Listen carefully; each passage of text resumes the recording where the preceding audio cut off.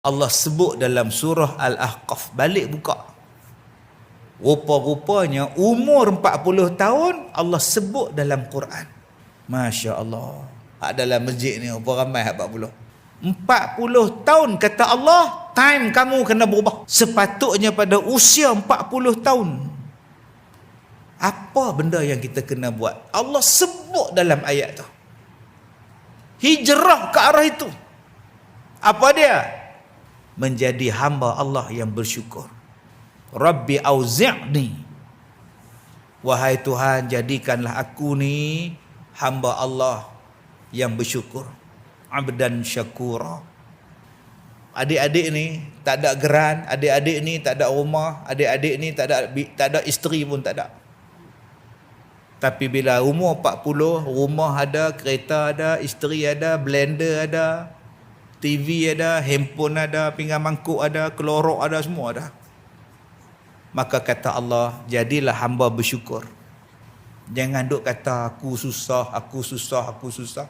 Hang tak tengok orang lain lagi susah. Tuan-tuan tak mau bersyukur ke duduk di Pulau Pinang? Tak mau bersyukur ke duduk di Malaysia? Tak mau bersyukur ke Allah Ta'ala bagi dekat sini? Hijrahlah tuan-tuan. Janganlah duk merungut sangat. Hijrahlah kita. Jangan duk merungut tak habis-habis. Yang orang lain nak dapat makan punya susah. Kita ni buruk-buruk kita makan pun tuan-tuan telok 2 papan di rumah. Ayam mahal-mahal kita pun sekong ada tu. Hak dalam peti air ni.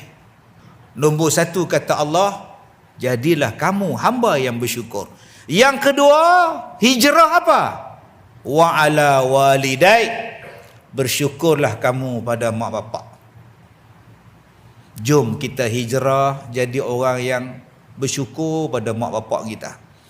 Sebab pada usia 40 tahun, banyak anak-anak dah tak peduli dengan mak ayah. Mak dah tua. 40 dia ada hidup dia sendiri, ada keluarga dia, dia tak peduli dah.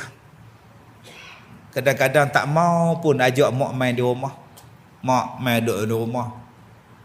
Balik tu kena cubit lah kereta.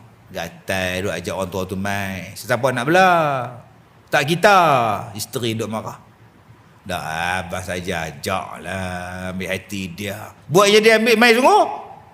Gatal duk ajak tak ada kerja. Pergi cari kerja. Duk elok-elok duk sekolah Ustaz Kazim. Maknya pergi ambil gatal. Siapa? Marah lelaki bini atas kereta bergaduh. Pasal dia dah 40 lebih. Mak dia dah 60 lebih. Dia anggap tak perlu jaga dah mak ni. Aku ada